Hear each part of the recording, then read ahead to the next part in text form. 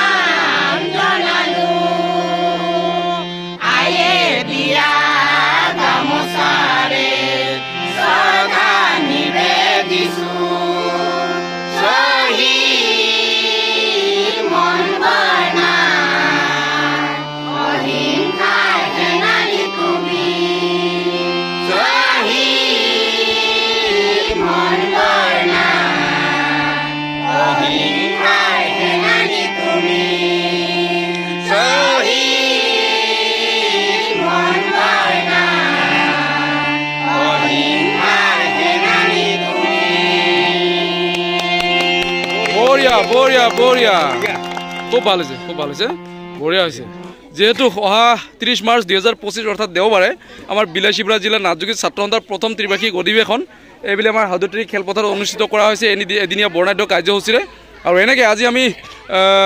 আজি 25 মাৰ্চ 2025 অৰ্থাৎ মঙলবাৰে এনেকৈ আমাৰ চালকোচা যি দৌল মন্দিৰ প্ৰাংগণত উপস্থিত হৈ